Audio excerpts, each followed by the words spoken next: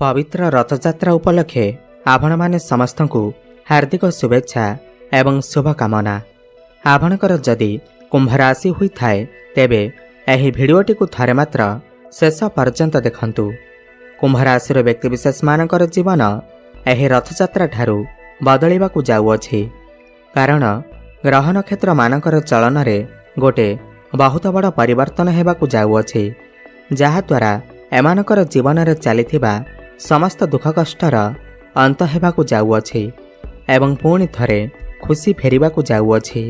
देखंतु बुध, शुक्र एवं सूर्यंकर राशि परिवर्तन हेबाकू जाउअछि एवं मंगलंकर राशि मध्य परिवर्तन हेबाकू जाउअछि एवं शनि मध्य बकरी हेबाकू जाउछंती, जहा द्वारा आपणकर जीवन रे किछि बड़ हेबाकू जाउअछि। आपणकर जीवन रे चलिथिबा समस्त दुख कष्टर अंत हेबाकू जाउअछि। पुनर्बार एही रथयात्रा ठारू आपणकर जीवन रे खुशी फेरिबाकू जाउअछि। तेबे आसंतु जानिबा एही रथयात्रा ठारू आपणकर जीवन रे कौन सबु बड़ परिवर्तन हेबाकू जाउअछि। एहा पूर्वरु जदि आपण माने भी ईश्वर को सच्चा हृदय रे भक्ति करुथांती एवं आपणकर भी कुंभ राशि हुई थाए तेबे एही भिडियोटी को लाइक करी कमेंट बॉक्स रे जय जगन्नाथ, जय माँ लक्ष्मी अवश्य लिखि दियंतु। देखंतु शुक्र आपणकर पूर्वरु तृतीय भाव रे थिले, तेणुकरी आपणकू समस्त कर्म रे अधिक परिश्रम करबाकू पड़ुथिला। परिश्रम अनुसार आपणकू सेतिकी फल प्राप्ति होई पारु नथिला।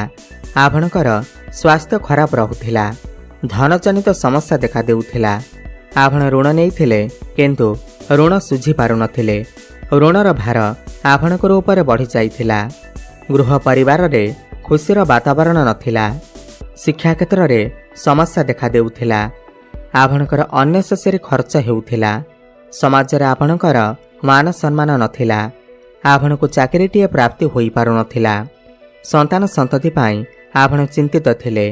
आपणकर व्यापार वाणिज्य रे लॉस हेउथिला। प्रेम जीवन रे मध्य सफलता मिलु नथिला। तेबे एही भली जहा भी समस्या आपणकर जीवन रे चालुथिला ताहा एबे दूर हेबाकू जाउअछि। एही रथयात्रा ठारू आपणकर जीवन रे पुणी खुशी फेरिबाकू जाउअछि। आपणकर जीवन रे नूतन सूर्य उदय हेबाकू जाउअछि। देखंतु एही रथयात्रा ठारू शुक्र आपणकर चतुर्थ भाव सुखर भाव को चलन करुछंती एवं शुक्र हेउछंती आपणकर भाग्य भावर अधिपति। तो भाग्य बल रे आपणकू समस्त सुखर प्राप्ति हेबाकू जाउअछि। समस्त भौतिक सुखर प्राप्ति हेबाकू जाउअछि। चतुर्थ भाव जानवाहन किणिबार भाव होइथाय। भौतिक सुखर भाव होइथाय। प्रॉपर्टी, भूमि, नूतन घरर भाव होइथाय। तो एही रथयात्रा परे आपण कोनोसी नूतन गृहर निर्माण करि पारंती। नूतन जानवाहन आदि क्रय करिबा पाई मन बळेई पारंती। मांकर सुख आपण को प्राप्ति हेबा। मातांकर स्वास्थ्य जदि किछि समस्या लागि रहुथिला ताहा मते दूर होई जिवो। आपण कोनोसी भूमि, प्रॉपर्टी, जमी आदि किनि पारंती। भाग्य आपणकर पूर्ण मात्रा साथ देव। भाग्य बल रे आपण को कम परिश्रम रे बहुत अधिक सफलता प्राप्ति हेबा। एही रथयात्रा परे आपण भाग्य क्षेत्र रे बहुत अधिक उन्नति प्रगति करिवे। काहेकिना देवगुरु बृहस्पति मध्य आपणकर भाग्यर भाव को दृष्टि देउछंती एवं बृहस्पति को भाग्यर कारक माना जाइथाय। तो भाग्य बल रे आपणकू समस्त क्षेत्र रे सफलता प्राप्ति हेबा। आपण कोनोसी धार्मिक स्थान को यात्रा करि पारंती। आपणकर गृह रे कोनोसी शुभ मांगलिक कार्यर आयोजन होई पारे। आपण कोनोसी बड़ कार्यर आरंभ करि पारंती। बड़ इन्वेस्टमेंट करि पारंती। शेयर मार्केट, स्टॉक मार्केट एवं ट्रेडिंग रे आपणको आकस्मिक भाव रे धन मध्य प्राप्ति हेबा। समाज रे आपणकर लोक संपर्क बढ़िबा। आपणकर भितरे ज्ञान बढ़िबा, बुद्धि बढ़िबा। समाज रे आपणकर मान प्रतिष्ठा बढ़िबा। पितांक सहित आपणकर संपर्क बहुत भल रहिबा। पिता आपणकू समस्त कर्म रे सहाय्य करिवे। आपण कोनोसी धार्मिक स्थान रे आपणकर किछि पैसा मध्य खर्च होई पारे। धर्म आड़कू आपणकर मन अग्रसर होई पारे। गुरु आपणकर पंचम भाव रे बसी आपणकर प्रेम जीवन एवं शिक्षा क्षेत्र को मजबूत बनाउछंती।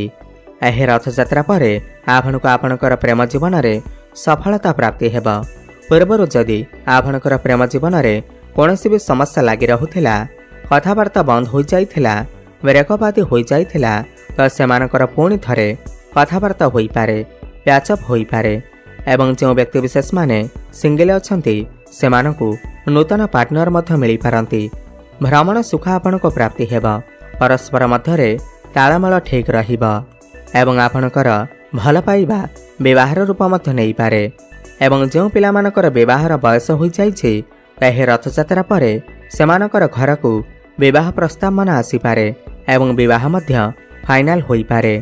शिक्षा क्षेत्र में मध्य आपण बहुत अधिक उन्नति करिवे, काहेकिना शिक्षा क्षेत्र अधिपति आपणकर राशि पाई बुध अटंती एवं बुध आपणकर सूर्यंक सहित बुधादित्य राजयोगर निर्माण करुछंती।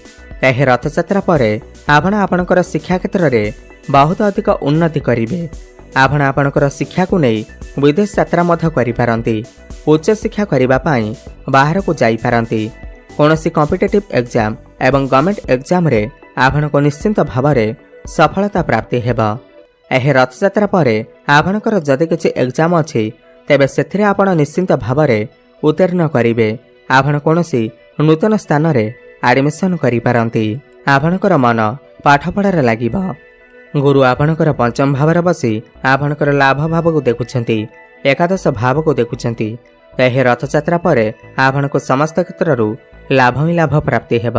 एकादश भाव आपणकर इच्छा पूर्तिर भाव होइथाय। आपणकर कौनसी गोटे बड़ इच्छा निश्चिंत भाव पूर्ण हो पारे।